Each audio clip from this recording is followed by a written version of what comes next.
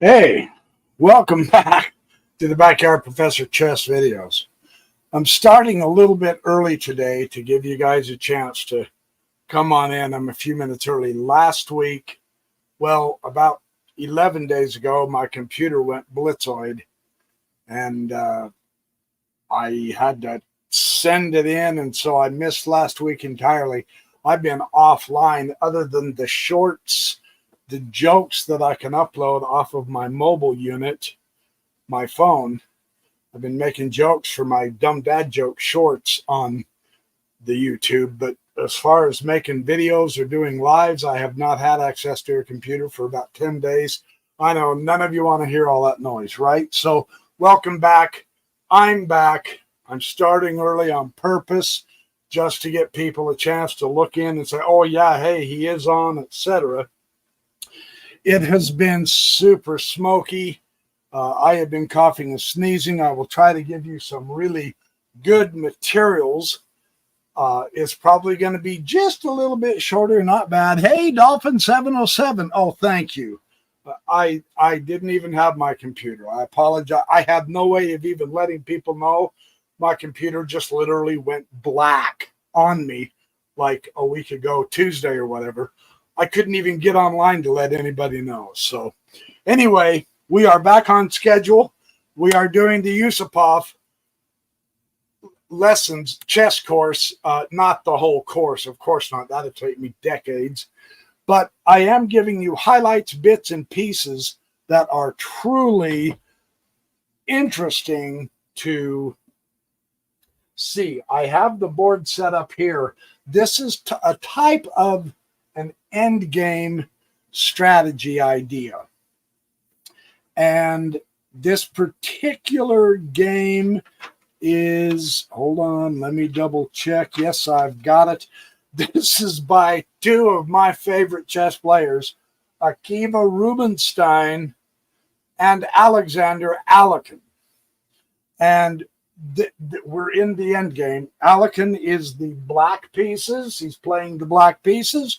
Rubinstein is playing the white pieces. For those of you who are coming in, I started a little bit early just to let you know, yes, I'm on, etc. So I apologize if that goofs you up, but it's only 6 or 7 minutes early. So anyway, we are live. So in this particular situation, what we want to grasp is, in an endgame situation, the material is even. And of course, the board position is way different. Now, Alekin's king is not in the battle. And of course, in the endgame, you must include your king. He is closer to the center, however, than Rubinstein's king. True. Okay, but here's the kick. The center is open, meaning it's not cluttered with either pieces or pawns. And Rubinstein has the really powerful bishop that just cuts all the way across that board. And notice where his bishop is. In these kinds of positions, you can see the comparison really well between the bishop and the knight. The knight of Alekin is down here. Now, on an open board, yeah, the bishop's going to have the advantage as far as long distance influence, but observe where Alekin has his knight. Alekin has his knight in the correct part of the board for two things. He can keep a check on the white king. Alekin's the black pieces. And his knight can help usher in his pawns. Alekin's pawns are better situated. There's a pawn stopping Alekin's pawn. His black pawn here is almost in. Notice the knight is escorting both of these pawns in. And what I mean by that is there is a good potential that he can take the pawn and then move the knight out and escort the pawn in. The pawns of Alekin are closer than the pawns of Rubinstein. Rubinstein has the double up pawns, and they are not going anywhere at all.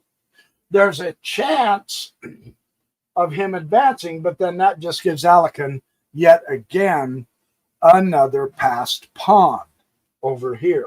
So he can't advance his pawns.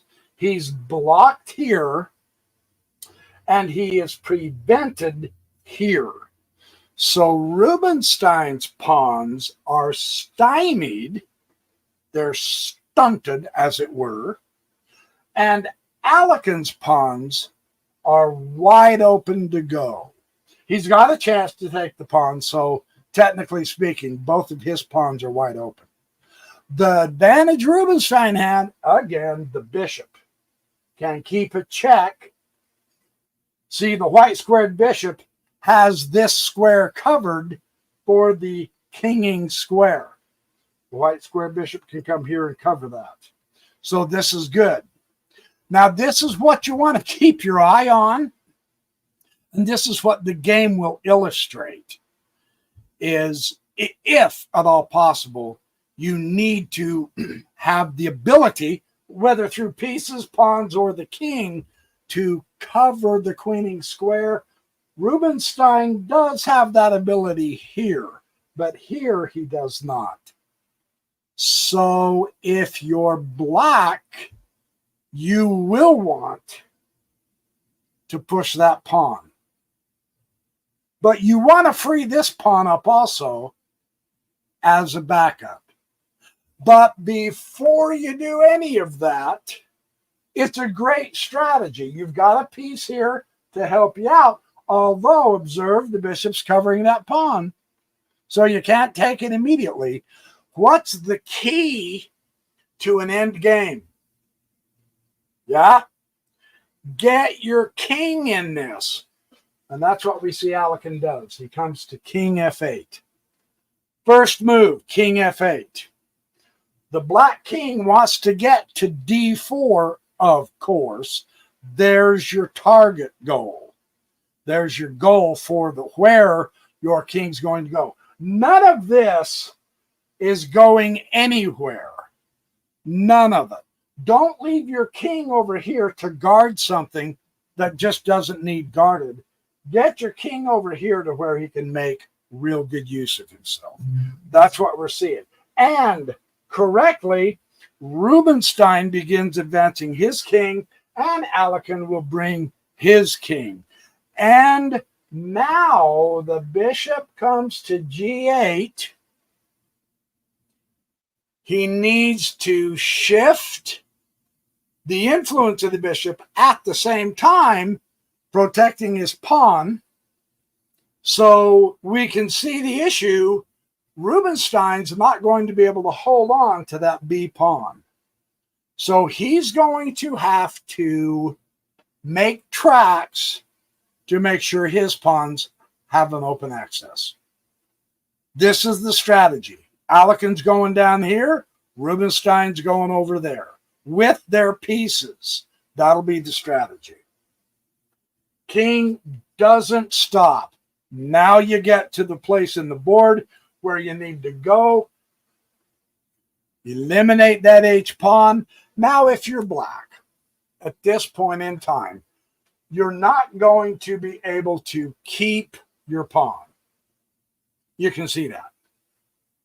No, you don't advance it to avoid being taken, because that gives white a passed pawn and free access. So that pawn is gone. Do you sweat it? Heavens no. Let it go. Just let it go. The moment the bishop takes the pawn, then the knight opens up a second passed pawn here. So let that go. That's not worth saving. Yes, get your king in the action. There's the key right there. He was way over here. Now look at him. And notice he's done nothing but get that extra piece in the action. And for a very good reason, because now you're going to have two pieces with two passed pawns. That's powerful for the endgame. Now, if Rubinstein can pull this off right, he also is going to have two pieces to escort his pawns in. The difference in this game is obvious. Alekin's pawns are way more dangerously close to queening than Rubinstein's. Rubinstein just isn't going to make it. So if you were the black pieces here, you would absolutely want to ensure that one of your pawns get in. Therefore, you bring your king. I'm beating that to death for a very important reason, because you got to do it. So here we go. Rubinstein has to make a way to advance his pawns. There's no other option. You have to do that. And now immediately, of course, that gives Alekin permission to take the pawn. Now Alekin has 2 passed pawns, and Rubinstein, 1 pawn of Alekin's is stopping 3 pawns of Rubinstein. That is an amazing picture. Understand that. And the bishop's not going to be able to help break that blockade. Why? Because he's on the wrong color square. The G pawn, or the F pawn is on a dark square. That's why that's such a powerful blockading pawn. Wow. Brutal. But you got to play it right as the black pieces. And here comes the king. You must use your king. So let's see how it works. And here comes the king. Do not let that pawn be taken. This guy is the extra insurance, with the understanding that this square can be covered by the bishop. So you don't want to lose that pawn, because this square is not covered by the bishop. But Alekin can make it so that he can cover this square with both his king and his knight. That's why you don't just let that pawn go and hope you can bust that one in. Don't cross your fingers. That would be an error. Use everything you have to push everything. Very interesting how this works. And now here comes the bishop again. So he's going to threaten the knight. And this is actually a very important moment in the game, because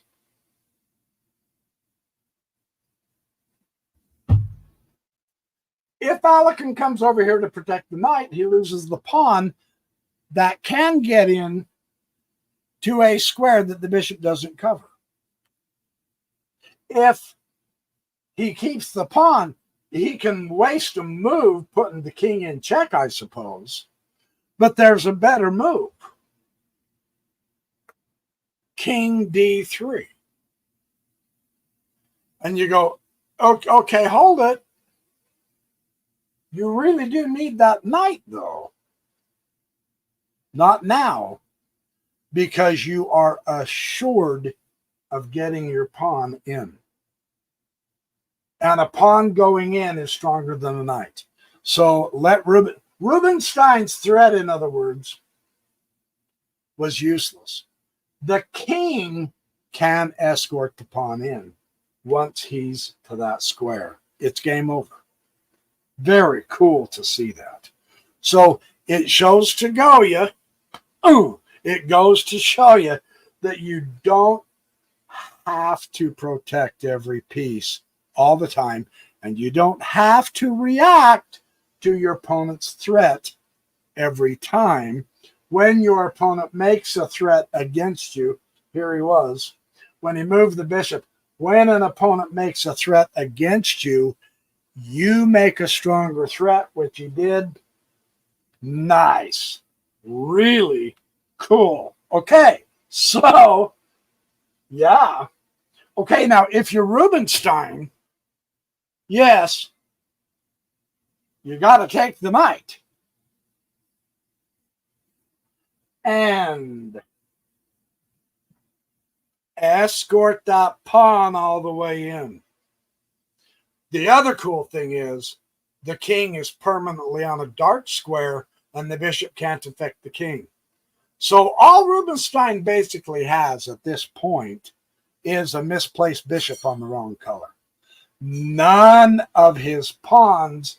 This is an amazing picture. One pawn is preventing 3 pawns from moving. That's amazing. That's impressive, man. That's something else. So bishop c4, he's going to come to here. So this is why you keep both pawns. Because now he's blocking the pawn from queening. How do you affect that? You have 2 pawns. Go ahead and push it. Nice. The bishop can't take the pawn or the game's over. But the bishop had no choice. He's got to take the pawn or the game's over. And now he goes here, and Rubinstein resigned. I can't help it. That is a cool endgame.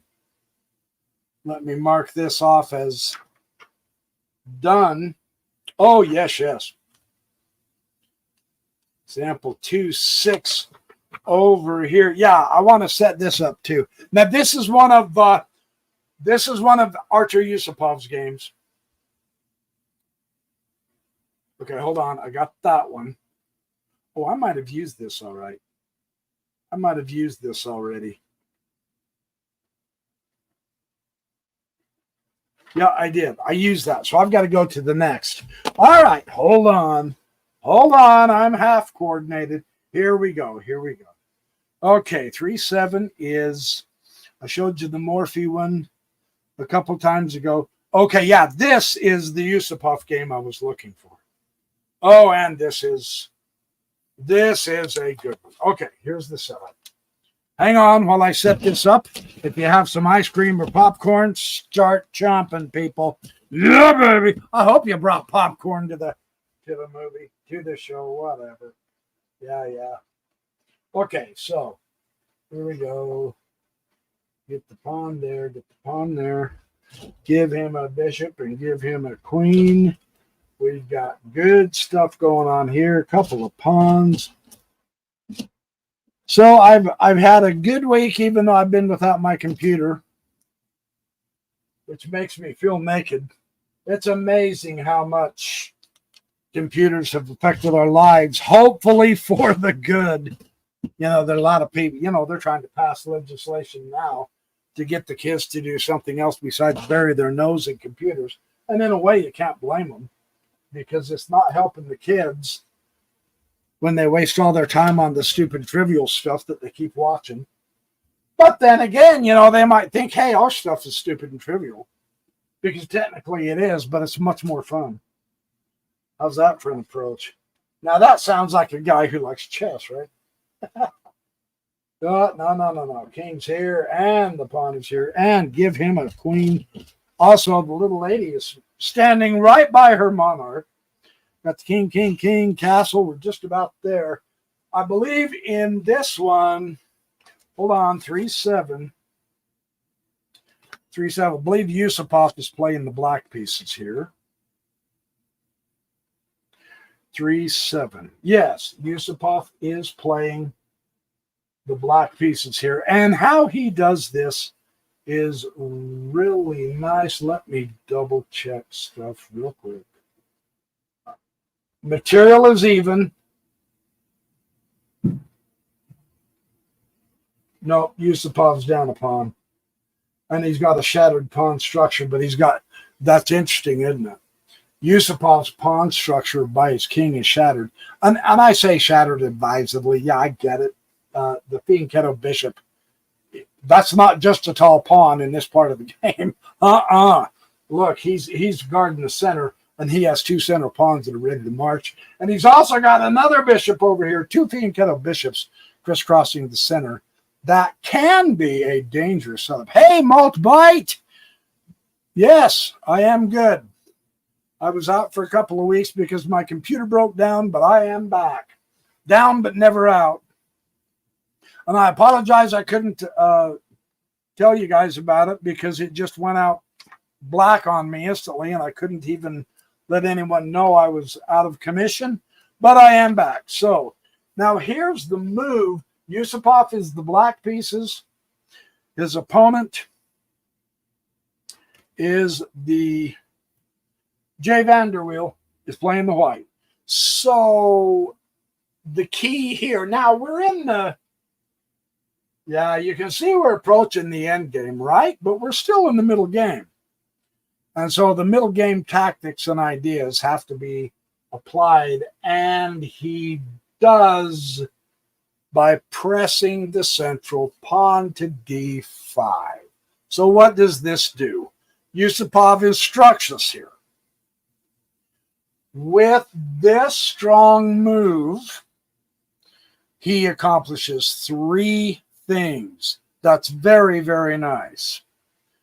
He prevents his opponent from castling. Notice they're well along in the middle game, right? I mean, there have been pieces exchanged. There's been pawns exchanged. They're in the late middle game. And white had not castled yet, and so it's time to punish him. By pressing the central pawn further, putting these little guys together, which is a powerful central pawn structure, he prevents his opponent from castling, he strengthens his position in the center, and he prepares an attack. Let's see how it goes down. Bishop will come down to e2.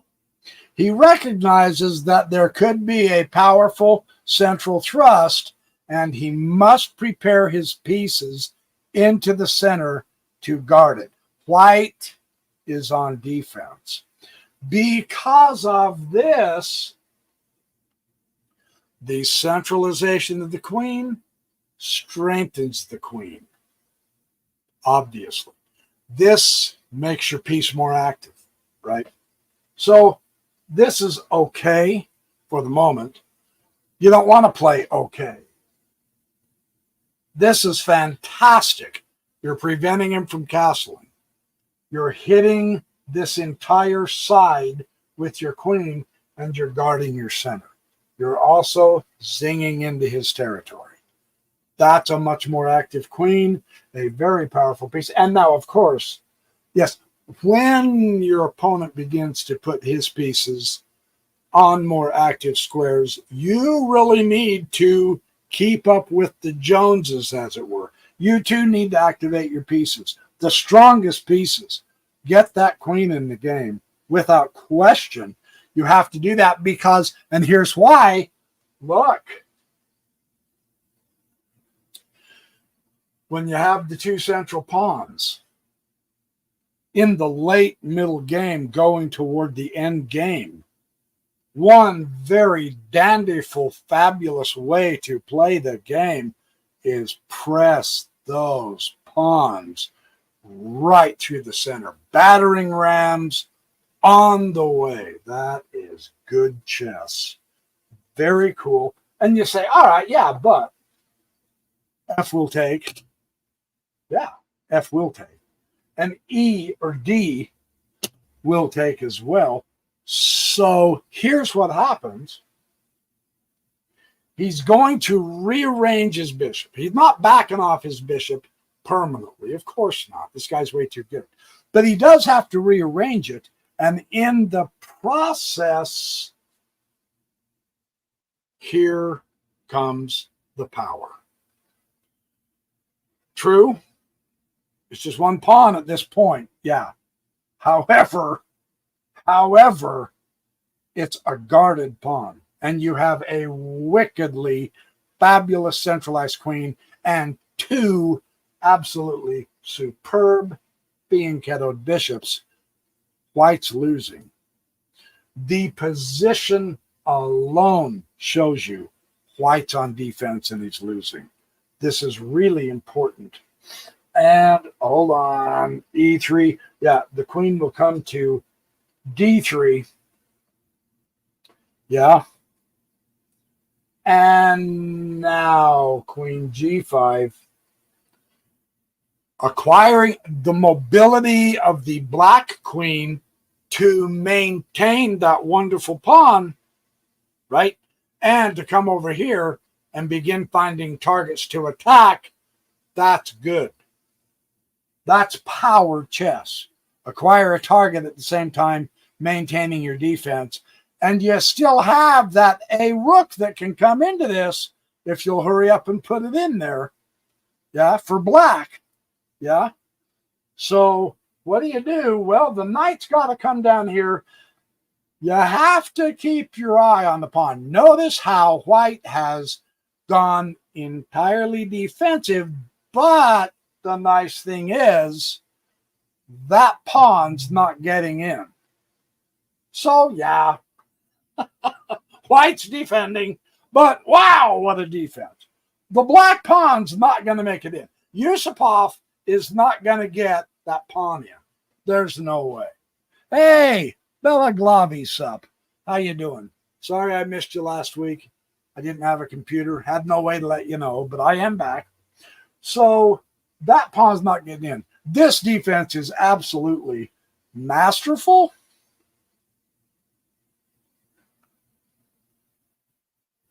He begins whittling. So, I mean, come on. You got the fianchettoed bishops, use them. Yeah. Not with the queen. You got to keep the queen here to guard the pawn. Because that pawn, and of course, the pawn is not going to make it in. We get that, right? But look at the effect that the pawn has. That's why you don't take the G pawn with the queen, because that little squirt is keeping the attention of 1, 2, 3, 4 of white's pieces. Just one little pawn. Now that's incredible. Just observe that. That's why you take it with the bishop. Maintain the pawn. He's not getting in. That pawn is not getting in. Ooh, rook puts a pin on the bishop. He saw that. And now notice the mobility of the queen. This is very important. See, the white queen, now she's fabulous at defending. That is true, but she's not nearly as mobile as this black queen has been. Therefore, the initiative is black's for that reason, among several others. The king does have to come to e2, and now you have the swift checkmate. Fabulous game. It's not the execution of the threat that is as important as the threat. I don't think who said that. One of the I believe it was Nimzovich, either Nimzovich or Alika. This pawn just paralyzed. Notice how advanced it is. That pawn paralyzed pretty much the whole army of the white. Yeah. Which enabled black to have a mobile queen all over the place here and his bishop to be mobile as well, which led to the really crisp, clean attack. That pawn took out 7/8, 4/5 of white's army. That pawn crippled them. Oh, and when you see it that way, it just blows you away. That's the power of a passed pawn. And it's a center passed pawn, threatening to queen. Yusupov recognized, I'm never going to get the pawn in. That's not its function. It simply held off the vast majority of his army while Yusupov found a way doggone, that's fabulous chess, right? Hey, Mo, good to see you, my brother. Yeah, let's get 25 likes. Woohoo! That'd be nice. Hit the like button and drop a comment in the comment section if you just say hi or whatever, because that does help the algorithm too. And ask questions if you have questions. So that's a fun game of our dear teacher, Artur Yusupov. Let me see here. What I know I have. Okay, that's the one I did use. And hold on, I might have another one that I wanted to use. You know what? I had this set up. Okay, that was 3-7. That was Yusupov. And I have this one. Here's another Yusupov. Yeah, I've got one more. I didn't mark this to use it. I will right now so I don't lose my place. 3-10. Let me set this up real quick because this is really a good game of Yusupov. I'm trying to show you several examples of Yusupov. He's so good. Come on. Very few were ever up to his caliber. And I don't mean just for 2 weeks either. So let's set this up. I do believe Yusupov is going to be playing the white in this one. We shall see shortly. They're in the, they're actually just past they're still in the opening, actually. This is relatively early on in the game, as we can see. And we've got pawns everywhere, on the ground and in the air. Pawn. There we go. There's the other bishop. The bishop there, and the bishop here, and the pawn here. Very good. And the queen is back with her beloved monarch, and the rook is here. And let's see. Oh, hold on, cowboy. You don't be there, you be there. There we go. That's looking good for the black side. Let me double check. Queen E. Bishop. Two together. Okay, let me set up the white real quick. So we're in the opening. We're in the beginning. It's going to be a phenomenal battle, and it'll be over pretty quick. And that's what is so interesting. Even when you have the setup and it is just chock full of stuff, Yusupov finds a way to finish the game fairly quick. He was that good, which is cool for us. Couple more pawns and we're there, you guys. All right, pawn. And so nothing's been exchanged yet. Everything's on board. And we are in the very beginning. 3-10. Let's see who he is playing. He is. Yeah, Yusupov is the white. He's playing Khatib.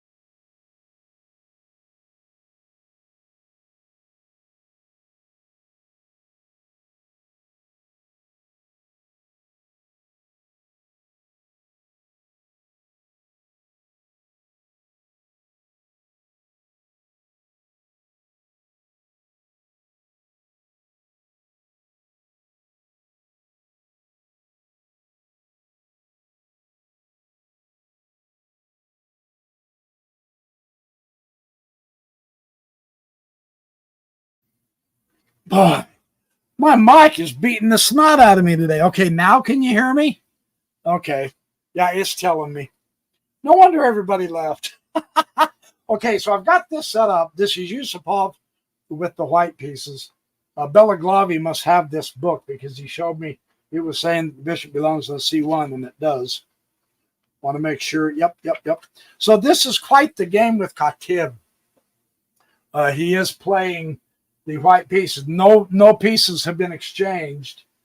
And the game gets over pretty quick. The nice thing here is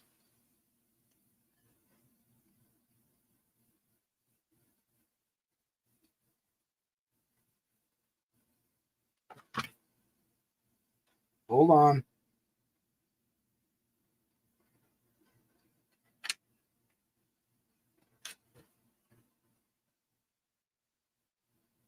So here's the position that Yusupov is going to.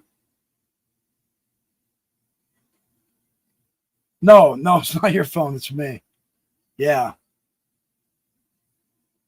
Got the sound now, right? So here's the position. And what Yusupov does is he says, let's go ahead and attack in the center. C is going to take the d5. And bishop is going to come to b7. So what does this do?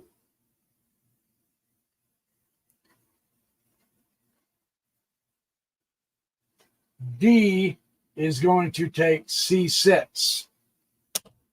Notice he's taken out 2 central pawns. I don't know if he intended to get that second pawn. I'm not so sure. But black did move the bishop, right? And now the crazy thing is, the queen's going to come to c8. Ah, look at this. Did Yusupov walk into an ugly trap? Now he's got that pawn pinned. And the queen can't move. Not a worry. Yusupov's just going to keep producing pieces closer to the enemy position. This is the idea. Rook is going to activate to e8, of course. The intent, absolutely, is so that he can press that central pawn. Open up the file for your rooks. Yeah, that makes sense. Queen is coming to a4, and this is better for white, he is saying. Now the pawn is not pinned, but it's still protected. He also does have an across here and the diagonal. Granted, the queen is on the side of the board. Understood. It's still better. The bishop will take, of course, so that you can say hello to the queen. The bishop will take c6 because of the fianchetto.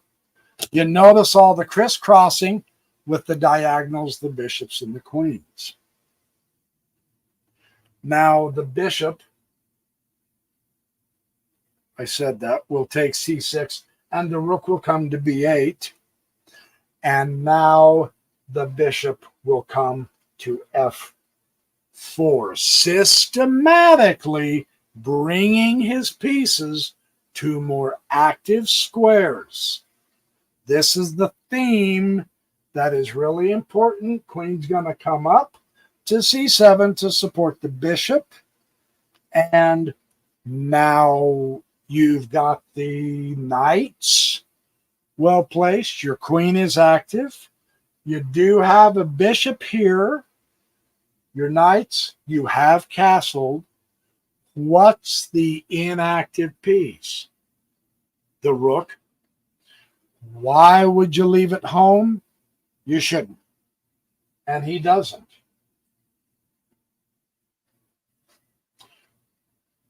That makes sense. One, it's an open file for the rook. But now there's going to be a discovery on the queen. And these can be so deadly, man.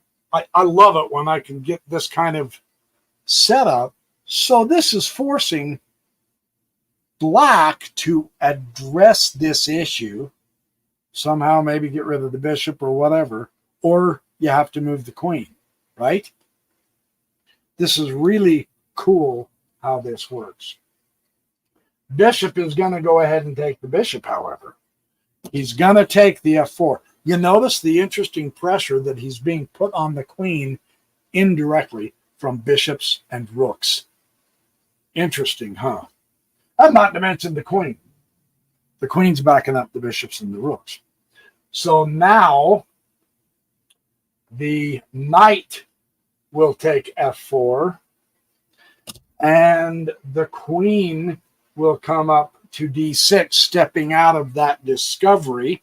He had, notice before Yusupov does any kind of a discovery move, which is now out of play, but notice he didn't immediately do that. He went ahead and went with some exchanges. That's really cool to notice. Queen comes to d6, and now queen back to b3. Hitting the weak pawn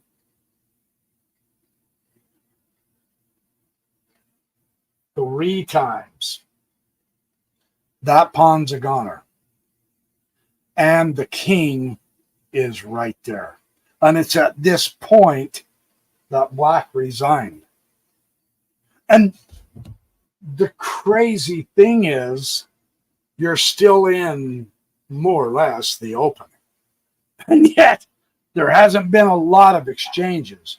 But the dynamic character of the tactics of the pin and the tactics of a discovered attack, granted, it wasn't a direct pin or discovered attack to put the king in check, but they were tactics against the queen. And black's actually been somewhat cramped. It's not like the queen could just, oh, well, I'm in trouble, I'm going to get out of the way. There was only a limited way the queen could move, and therefore all of this diagonal with the superb development really made it impossible to keep going. For instance, it made it impossible to keep going. There's no question about it. So that's the other Yusupov game. Yeah, and that was against Khatib in 1979. So, I mean, this was the heyday of the Kasparov-Karpov beginning rivalry. And Yusupov is right on their coattails for the next decade. This was him at his prime. And, I mean, there you go. What a game to show for the prime.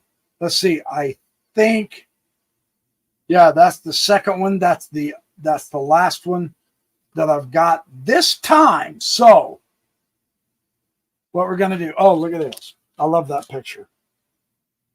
There's the old boy.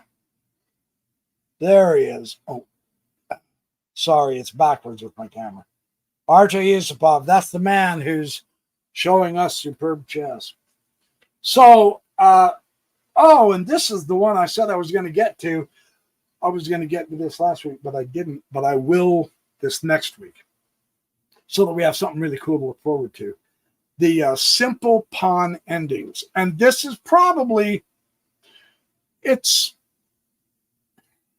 one of the most important ideas of the entire game. And it's absolutely one of the most boring, because you've had the exchange of the pieces, you've had the exchange of the pawns, you've done all your tactics, you've kicked his butt, he doesn't have a chance, and you're down to a cotton picking king and a pawn. How do you get that pawn in? Simple chess endings, and we all are going to find ourselves in this kind of position eventually. So it's best to learn this. This is what we'll be talking about next time. And it wouldn't matter. You got to know what to do in this instance. You better know what to do in this instance. If you don't, your opponent can cause a stalemate. And you think, well, I'm a pawn up, I've got a sure win. This is not that simple. you really have to know some ideas. So we will cover that. This is called, Jeremy Silman called it opposition. Well, it's been called opposition. But this is going to be a really important. It's not slash dash fabulous tactics. It is tactics to win, or you will lose the full point. You'll end up being stalemated. So anyway, fun stuff to look forward to. We're going to call it a day. Thank you for attending. Be sure to hit the like, hit the subscribe, tell other people, hey, we're looking at Artur Yusupov. Come on over to the Backyard Professor on Saturday mornings. I will be producing more. I'm going to try, now that I've got my computer back, and I missed 2 solid weeks almost, and I wasn't able to tell anybody. I'm feeling somewhat guilty about just all of a sudden, oh, wow, where's the BYP? It disappeared. I'm going to try to do some chess videos during the week to give you some more chess. I may do some miniatures. I've got some great books over there on miniatures and do some good games. I might do some more Bobby Fischer games. But anyway, I will try to kick off more chess for you. Thanks for your attendance. Thanks for your encouragement and your support. I will catch up to you next week for certain, next Saturday morning, or more videos during the week. In the meantime, remember, happy chessercising. I remember when I used to say that a decade ago. It drove my critics nuts. So let's drive my critics nuts again. Happy chessercising. We're going to chessercise. Woohoo! I'll catch up to you soon. Yes, they are, Parker. These positions are tough. That's why we want to look at them.